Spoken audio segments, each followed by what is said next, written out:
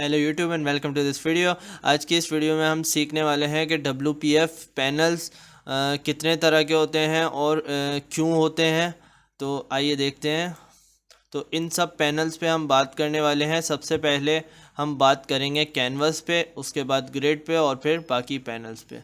तो सबसे सिंपलेस्ट होता है ये कैनवस। आइए देखते हैं कि किस तरीके से बनता है और क्या इसके काम क्या होते हैं। तो WPF और नाम रख देते हैं पैनल्स WPF।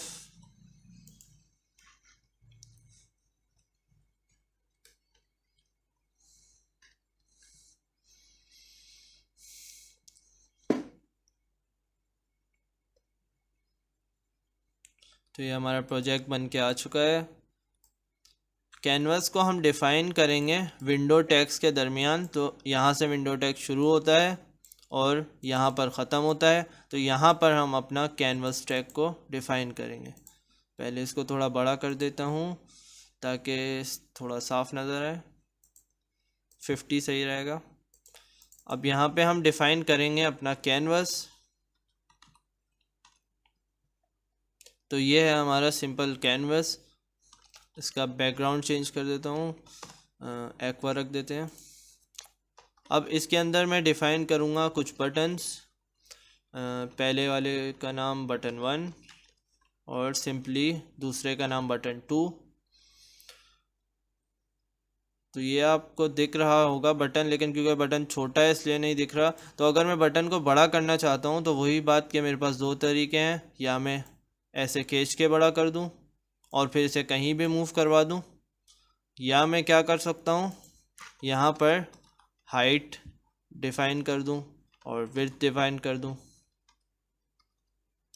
और फिर यहाँ पे मैं लिख दूँ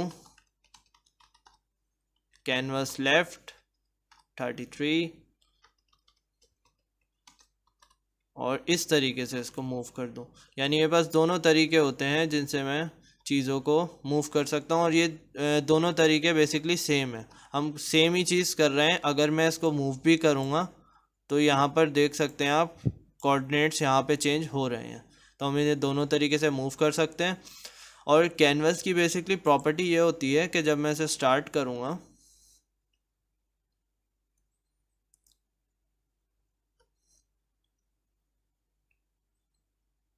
तो ये आप देख सकते हैं ये आ चुके हैं बटन्स हमारे। अब मैं जब रीसाइज करूँगा एप्लीकेशन को तो बटन्स को कोई फ़र्क नहीं पड़ा, क्योंकि इन बटन की पोजीशन जो है वो एब्सोल्यूट है। तो कैनवस में ये होता है, यानी कि आप किसी भी चीज़ को कहीं भी अगर ला के, जैसे बटन को आपने यहाँ पे प्लेस कर दिया तो उसके बाद अगर एप्लीकेशन मूव हुई, छोटी हुई, बड़ी हुई, तो ये बटन्स अपनी सेम जगह पे रहेंगे। तो ये काम होता है कैनवस का। ये बेसिकली उन कामों में इस्तेमाल होता है जहाँ पे हमारा रीसाइज का कोई काम नहीं होता। जैसे कि हम कोई लॉगिन फॉर्म बना रहे हैं तो लॉगिन फॉर्म आमतौर पे छोटा सा होता है और उसमें रीसाइज का ऑप्शन नहीं होता। तो उस वक्त कैनवस इस्तेमाल हो सकता है। या अगर कोई सिंपल एप्लीकेशन बना रहे हैं जिसमें कंट्रोल्स को मूव करने की कोई ज़रूरत नहीं है या रीसाइज से कोई फ़र्क नहीं पड़ता, तब कैनवस का इस्तेमाल कर सकते हैं। रीसाइज अगर हटाना है तो यहाँ से रीसाइज मोड, नो रीसाइज, तो इससे रीसाइज का ऑप्शन ख़त्म हो जाएगा। तो ये हो गया हमारा कैनवस। अब कैनवस के बाद सबसे इम्पोर्टेंट जो मैं समझता हूँ पैनल है वो है ग्रिड। यही हम सबसे ज़्यादा यूज़ करते हैं WPF में। अब मैं इसी को चेंज कर दूँ एज अ ग्रिड और एक बटन को मैं हटा दूँगा। अब ये हमारे लिए बेकार है। तो ग्रिड का बेसिकली ये काम होता है कि इसके अंदर जो भी हम कंट्रोल डालेंगे वो पूरे ग्रिड पे छा जाएगा, यानी पूरे ग्रिड पे ये फिल हो जाएगा। लेकिन ये अभी फिल इसलिए नहीं हो रहा क्योंकि हमने इसकी हाइट और विड्थ पहले से बताई हुई है। अगर मैं इसको मिटाता हूँ तो ये पूरे सॉफ्टवेयर में फिल हो गया, यानी पूरे सॉफ्टवेयर में ये फिल हो गया या डॉक हो गया कह सकते हैं। तो ये पूरा एक बटन पूरी एप्लीकेशन में आ गया। इसकी वजह यह है कि अभी हमने कोई कॉलम, कोई रो डिफ़ाइन नहीं किए हुए। तो ये बेसिकली ये जो ग्रिड है इसमें एक ही रो है और एक ही कॉलम है, तो इसलिए बटन पूरे ग्रिड में आ गया। अब इसकी रॉज डिफाइन करने के लिए हम लिखेंगे ग्रिड रॉ डेफिनेशंस। इसके अंदर रॉ डेफिनेशन लिख के हम एक रॉ को डिफाइन कर देंगे। अब मैं इसको कॉपी करके पेस्ट करूँगा तो ये दूसरी रॉ आ गई, पेस्ट करूँगा तीसरी रॉ आ गई और ये चौथी रॉ आ गई। तो बेसिकली हम ग्रिड डॉट रॉ डेफिनेशन के अंदर ये सारी रॉज डिफाइन करते हैं। इन रॉज को मैं पर्टिकुलर कोई हाइट भी दे सकता हूँ, जैसे कि मैं चाह रहा हूँ कि मैं फर्स्ट वाली की हाइट ज़्यादा रखूँ और बाकी जो 3 हैं जो कि खाली हैं इनकी हाइट मैं कम रखूँ। तो मैं इस तरीके से दे सकता हूँ height equals to let's say 200 pixels. तो ये रॉ बड़ी हो गई और इनको मैं छोटा भी कर सकता हूँ यहाँ पर इनकी हाइट लिख के। अच्छा, एक और तरीका जो होता है वो ये होता है कि मैं इनको स्टार दे दूँ। जैसे मैंने इनको स्टार दे दिया। अब मैं क्या कर सकता हूँ, इन सब की वैल्यू स्टार है। अगर मैंने इसको 2 स्टार कर दिया तो बेसिकली इन सब की वैल्यू स्टार है, तो इनका जो साइज़ होगा सेकेंड रॉ का साइज़ इन सब से डबल होगा। यानी इसका साइज़ जैसे 20 है, इन सब का 20 साइज़ है, तो इसका साइज़ 40 होगा। इसको मैं 3 स्टार भी कर सकता हूँ और ऐसा भी कर सकता हूँ कि इसको 2 स्टार दे दूँ, इसको 4 दे दूँ। तो मुख्तलिफ़ तरीके से, इस तरीके से हम ग्रिड में रॉज या कॉलम्स में भी ये सब कर सकते हैं। तो इस तरह हम रॉज और कॉलम को बांट सकते हैं। अच्छा, कॉलम कैसे डिफ़ाइन करने हैं? कॉलम इस तरीके से डिफ़ाइन होंगे कि ग्रिड डॉट कॉलम डेफिनेशन, इसके अंदर मैं जितनी दफ़ा लिखूँगा कॉलम डेफिनेशन उतने कॉलम डिफ़ाइन हो जाएंगे। तो ये मैंने 3 कॉलम डिफ़ाइन कर दिए। अब इसमें भी मैं वैसे ही हाइट दे सकता हूँ, विड्थ दे सकता हूँ। जैसे मैं यहाँ विड्थ दे दूँ 2 स्टार, तो ये वाला कॉलम सबसे बड़ा हो जाएगा।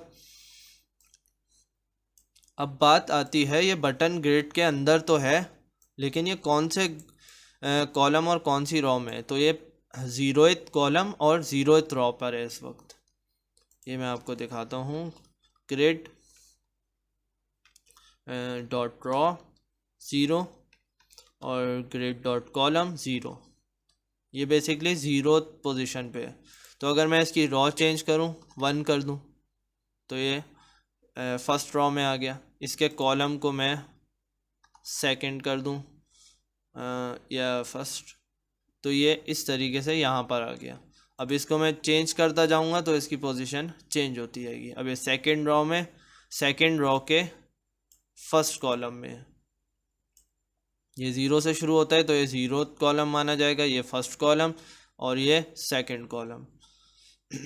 तो इस तरीके से बटन्स को डिफ़ाइन कर सकते हैं। और ये आप देख सकते हैं कि बटन जो है, इसको और थोड़ा बड़ा करके दिखाता हूँ। ये बटन पूरे इस रॉ या कॉलम या आप कह सकते हैं सेक्शन, इस पूरे सेक्शन में भरा हुआ है।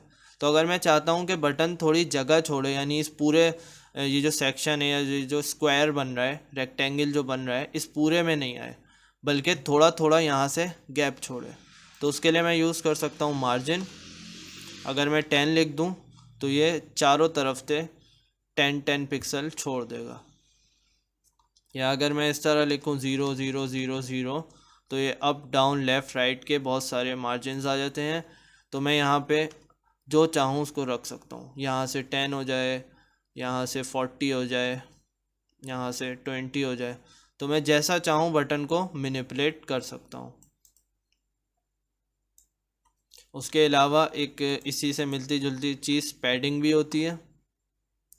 Padding basically with in the control margin को कहते हैं, यानी इसी कंट्रोल के अंदर मार्जिन चेंज हो रही है।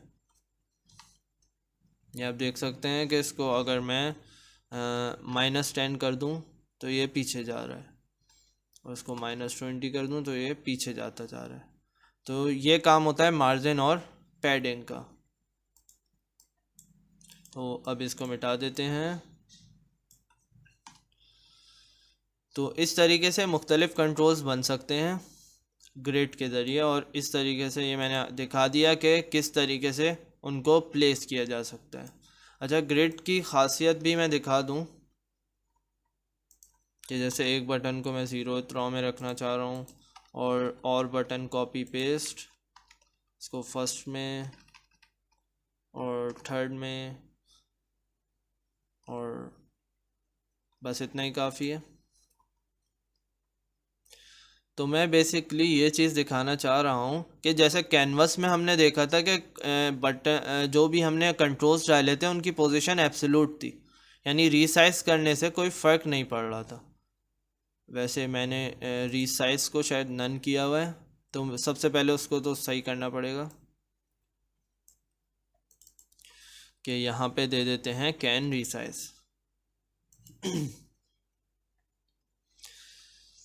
अब देखते हैं जब मैं रीसाइज करूँगा तो क्या होगा। यह बटन देख रहे हैं, इसकी कुछ हाइट है और कुछ विड्थ है। अगर मैं इसको यहाँ से खींच रहा हूँ तो अब देख रहे हैं बटन सारे बड़े होते जा रहे हैं, और अगर मैं यहाँ से खींचूँगा तब भी बटन्स साइज़ में बड़े होंगे। तो ये खासियत होती है ग्रिड की कि वो एक अपना ख़ास टेबल में जो उसकी फॉर्म होती है एक उसको मेंटेन रखता है। ये देख सकते हैं आप, पहली रो को भी मेंटेन रख रहा है। तो इस तरह ये रोज़ और कॉलम को मेंटेन रखता है, और जो भी कंट्रोल्स होते हैं उनकी लेंथ, हाइट विड्थ जो भी होती है वो रीसाइज करने पे साथ ही बढ़ती है इस तरह। तो ये काम होता है ग्रिड का। ग्रिड में मुख्तलिफ एप्लीकेशंस हो सकती हैं, चेंज हो सकती हैं। अच्छा, अगर आप चाहें कि सिर्फ इस बटन की जो लेंथ है, सिर्फ जो इस बटन की लेंथ है वो चेंज नहीं हो, तो आप ये कर सकते हैं कि इसकी मैक्स हाइट या मिनिमम हाइट चेंज कर दें। मैक्स हाइट इसकी रख दें 100, और मैक्स विड्थ इसकी रख दें 100,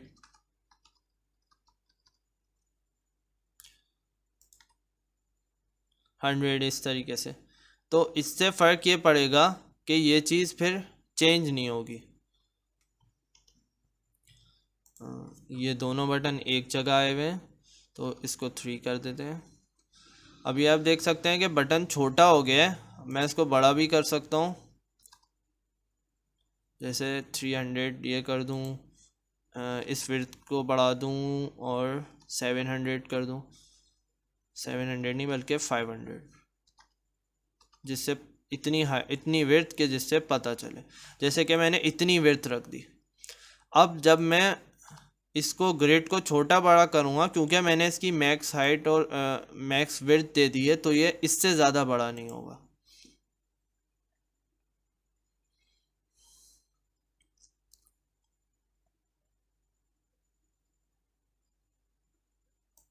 ये आप देख सकते हैं कि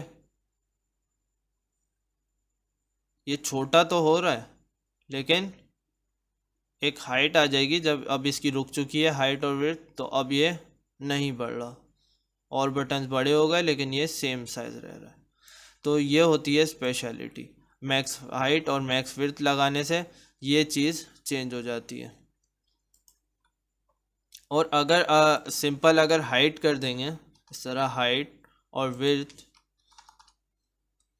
अगर इस तरीके से कर देंगे तब भी वही सेम चीज़ होगी। विड्थ काफ़ी ज़्यादा हो चुकी है इसमें, इसको रख देते हैं 50। तो अब जो होगा, अब विड्थ और हाइट दोनों बिल्कुल सेम रहेंगे, यानी वो चेंज नहीं होंगे। बल्कि नहीं, इससे ये होगा कि अभी दिखाता हूँ।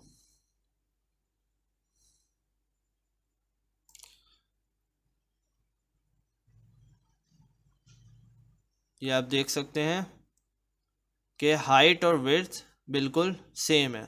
ये मैंने अगर इसको ग्रिड को और ज़्यादा धकेला तो ये बटन मिटने लगा, लेकिन इसने अपनी हाइट और विड्थ को मेंटेन कर रखा है। तो ये होता है हाइट और विड्थ को कोई स्पेसिफिक वैल्यू देने से कि अब ये वैल्यू चेंज नहीं हो सकती, यानी रीसाइज करने से तो नहीं हो सकती। अगर आपने कोई ऑप्शन दिया है तो ये चेंज हो जाएगी। तो ऐसे बहुत सारी चीज़ें हम कर सकते हैं ग्रिड से। अब अपने अगले पैनल पे आ जाते हैं, जो कि है रैप पैनल। तो रैप पैनल का बेसिकली ये काम होता है कि ये सब का सब मिटा देते हैं। अब हम क्रिएट करेंगे एक रैप पैनल और उसके साथ एक बटन देंगे, बटन बनाएंगे जिसका नाम बटन 1 रख देते हैं। ये एक बटन बन गया है और इसकी कोई मखसूस हाइट और विड्थ रख देते हैं, जैसे कि 100 और विड्थ 100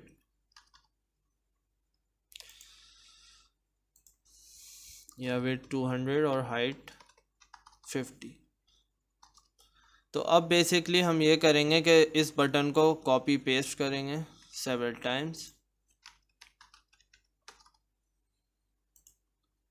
अब इन तीन बटन्स को मैं दोबारा कॉपी करूँगा तो देखते हैं क्या होता है।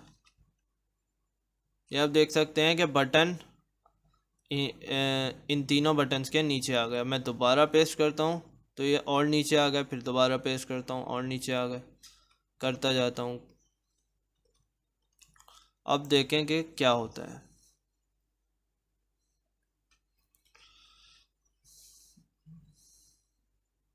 तो रैप पैनल का बेसिकली काम होता है कंट्रोल्स को रैप करना, यानी कि जब मैं इसे रिसाइज करूँगा, अभी यहाँ पर चौथे बटन की जगह नहीं है इसलिए यहाँ पर कोई बटन नहीं है, लेकिन जब मैं इसको रिसाइज करूँगा ये आप देख सकते हैं कि यहाँ पर बटन्स आ गए।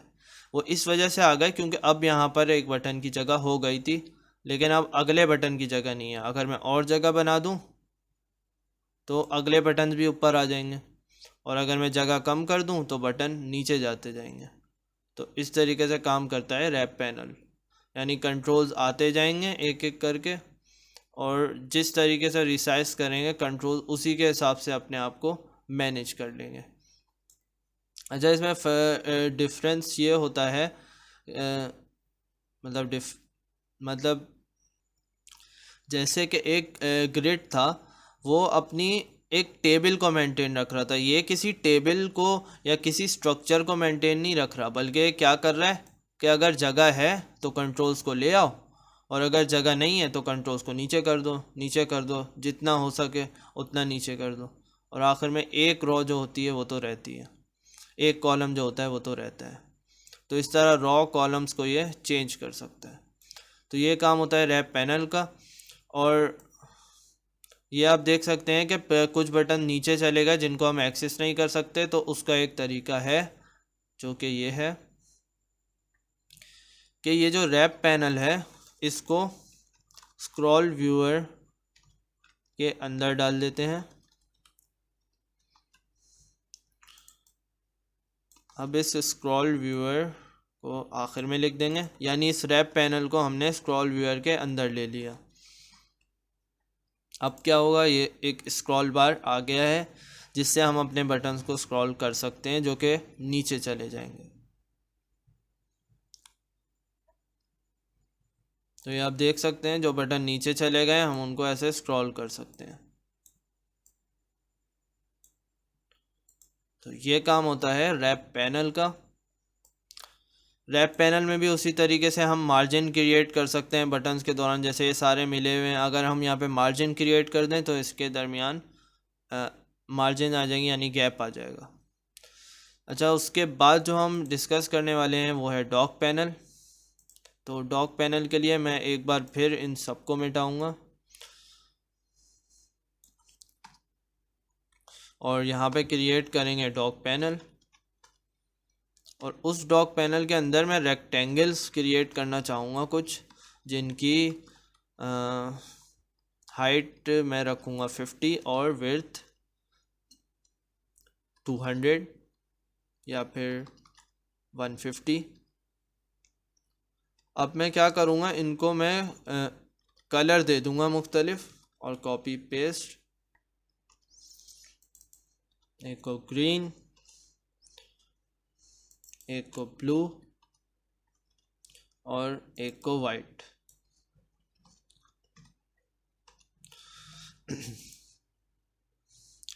अब ये मैंने पोजीशन इनको दे दी। अब मैं क्या कर सकता हूँ, डॉक पैनल डॉट डॉक, एक को लेफ़्ट पे डॉक कर दिया, फिर एक को राइट पे कर देंगे डॉक, एक को टॉप पे और एक को बॉटम पे।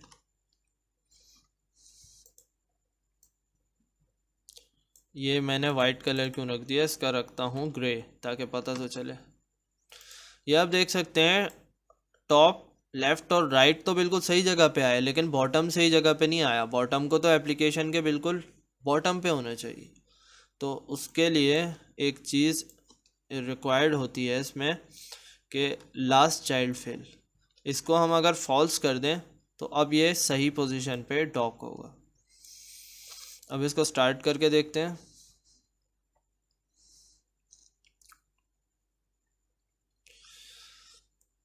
तो बेसिकली ये काम होता है डॉक पैनल का।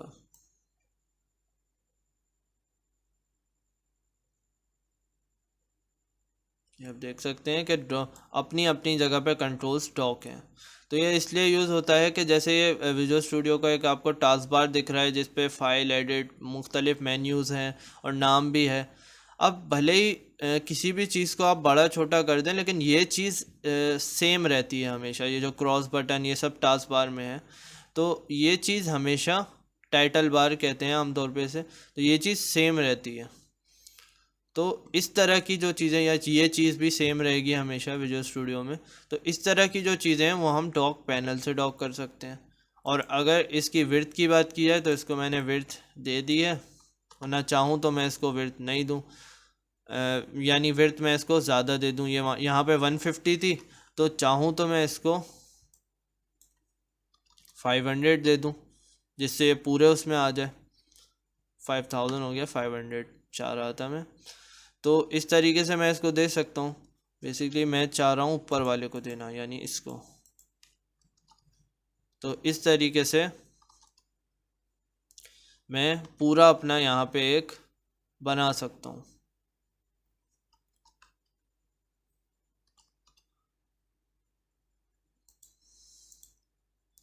इस तरीके से मैं अपना पूरा एक अपना टास्क बार बना सकता हूँ। ये थोड़ा सा बग आ रहा था, इस वजह से उसमें कलर नहीं आ रहा था। तो इस तरीके से मैं अपना टास्क बार बना सकता हूँ। यानी ये जो ब्लू वाला रेक्टेंगल है ये मैंने एज आ अपना टास्क बार ले लिया। इसमें मैं मुख्तलिफ़ फ़ाइल और एडिट वगैरह के मेन्यू दे सकता हूँ। तो इसलिए काम आता है डॉक पैनल। अब अपने आखिरी पैनल की तरफ चलते हैं, जो कि है stack panel. Stack panel wrap panel जैसा है, लेकिन इसमें थोड़ा फ़र्क है। तो स्टैक पैनल, अब इसके अंदर मैं कुछ लेबल्स डिफ़ाइन करूँगा और नाम सिंपल रख देते हैं, लेबल 1। फ़ॉन्ट थोड़ा बड़ा रखेंगे, 30, और इसका बैकग्राउंड भी रखेंगे ब्लू,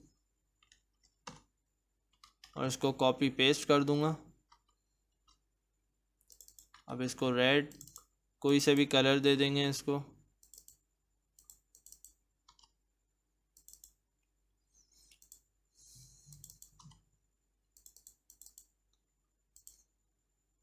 तो ये आप देख सकते हैं ये काम होता है स्टैक पैनल का। यानी अगर आप स्टैक से वाकिफ़ हैं, जो कि प्रोग्रामिंग लैंग्वेज में बहुत सारी जगह स्टैक का डेटा स्ट्रक्चर पढ़ाया जाता है, या कंप्यूटर मेमोरी में भी जो स्टैक होता है उसको भी पढ़ाया जाता है। तो स्टैक पैनल का भी यही काम है कि ये कंट्रोल्स को सीधा सीधा एक के बाद एक इस तरीके से अलाइन कर देता है, यानी एक के नीचे दूसरा, दूसरे के नीचे तीसरा। तो इस तरीके से अगर आपको कोई मेन्यू बनाना हो या कोई भी इस तरह की चीज़ बनानी हो तो उसके लिए स्टैक पैनल काम आता है। और वही बात कि अगर ये लेबल काफ़ी सारी हो जाएं, जैसे कि इसको पेस्ट कर दूं, तो यहाँ पे हम इसको स्क्रॉल व्यूअर में ले सकते हैं। और स्क्रॉल व्यूअर हमारे किस काम आएगा कि हमें एक स्क्रॉल बार दे देगा जिससे हम अपने कंट्रोल्स को स्क्रॉल कर सकते हैं। तो इस तरीके से यहाँ पे एक स्क्रॉल बार आ जाएगा जिससे मैं अपने लेबल्स को स्क्रॉल करके देख सकता हूँ। तो ये हो गया स्टैक पैनल और ये हमारे सारे पैनल्स कंप्लीट हो चुके हैं। एक और जो मैं जिस चीज़ का तज़किरा करना चाहूँगा वो है यूनिफॉर्म ग्रिड। यूनिफॉर्म ग्रिड का बेसिकली यूनिफॉर्म ग्रिड में होता ये है कि इसमें जो सारे रॉज और कॉलम हैं वो एक साइज़ के होते हैं। जैसे कि मैंने बताया हम रॉज और कॉलम को मुख्तलिफ़ तरीक़ों से डिफ़ाइन कर सकते हैं लेकिन ग्रिड में, लेकिन यूनिफॉर्म ग्रिड में क्या होगा ये आप देख सकते हैं, सारे जो रॉज और कॉलम हैं वो एक ही लेंथ के होंगे, तो एक ही साइज़ के होंगे। तो ये होता है यूनिफॉर्म ग्रिड। अब इसके अलावा एक और बात जो करनी है वो इस तरीके से करनी है मुझे कि पैनल्स तो हमारे सारे पूरे हो चुके हैं, लेकिन एक और काम हम ये कर सकते हैं कि जैसे कि एक ग्रिड है। अब इसके अंदर मैं कुछ रॉ डेफिनेशंस दूंगा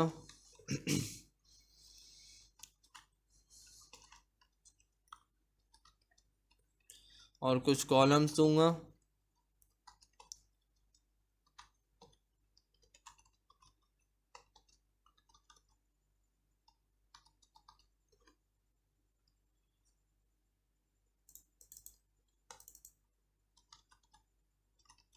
कुछ कॉलम्स डिफाइन करेंगे, कॉपी पेस्ट ये मेरे कुछ रॉज और कॉलम्स बन गए ग्रिड के। अब मैं क्या कर सकता हूँ कि जो बीच वाला जो कॉलम है उसमें मैं इनको थोड़ा और कम कर देता हूँ अब, और कॉलम को 3 ही रखूँगा। अब मुझे जो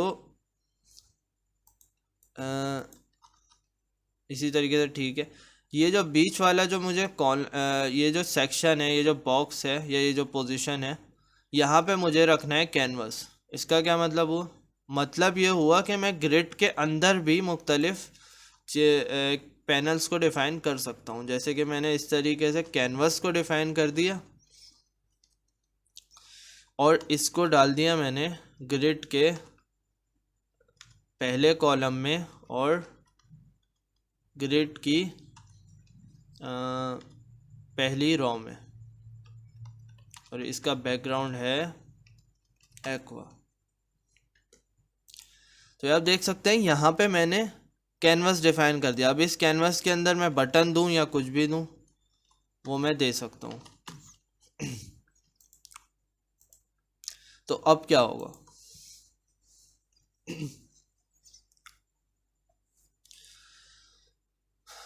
तो बेसिकली अब ये होगा कि जब मैं इसको खींचूंगा, ये आप देख सकते हैं कि हमारा कैनवास बड़ा हो रहा है लेकिन ये बटन बड़ा नहीं हो रहा।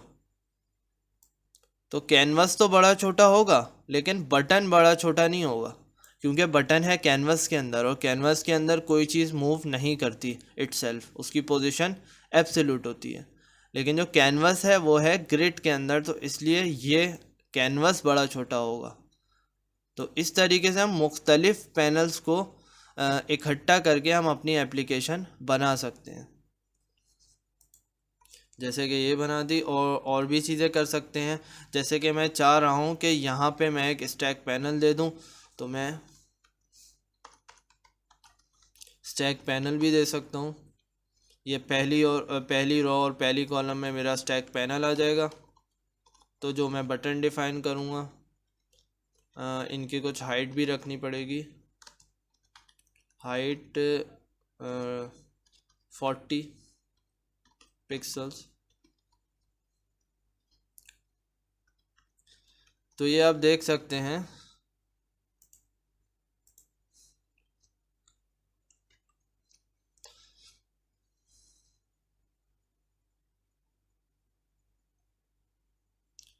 यहाँ पर ये जो इस कॉलम में मैंने स्टैक पैनल डिफ़ाइन किया हुआ है और इस कॉलम में मैंने कैनवस डिफ़ाइन किया है। तो ये चीज़ें काम आती हैं क्या? बहुत दफ़ा ऐसा होता है कि किसी कॉलम में आपको कुछ डिफ़ाइन करना है, किसी कॉलम में क्यों। आप ये भी कर सकते हैं कि एक कैनवस लें, उसके अंदर ग्रिड को डिफ़ाइन कर दें। तो इस तरीके से मुख्तलिफ़ चीज़ें कर सकते हैं और इन्हीं सब चीज़ों को मिला के हमारी मुख्तलिफ़ एप्लीकेशन बन सकती हैं। जैसे कि विजुअल स्टूडियो बना है, इसमें भी बहुत सारी तरह के पैनल्स को ज़ाहिर सी बात है मिलाया होगा, तभी ये इस तरह की परफेक्ट एप्लीकेशन बनी है। तो पैनल्स हमारे बहुत ज़्यादा इम्पोर्टेंट और बेसिक कंट्रोल होते हैं, जिनके बारे में हमें पता होना चाहिए कि हमारे पास कौन कौन से पैनल अवेलेबल हैं, ताकि हम सही इस्तेमाल करके अपनी परफेक्ट एप्लीकेशन बना सकें। तो आज के लिए इतना ही। अगर वीडियो पसंद आए तो ज़रूर लाइक कीजिए और वीडियो को ज़रूर शेयर कीजिए। सी यू नेक्स्ट टाइम।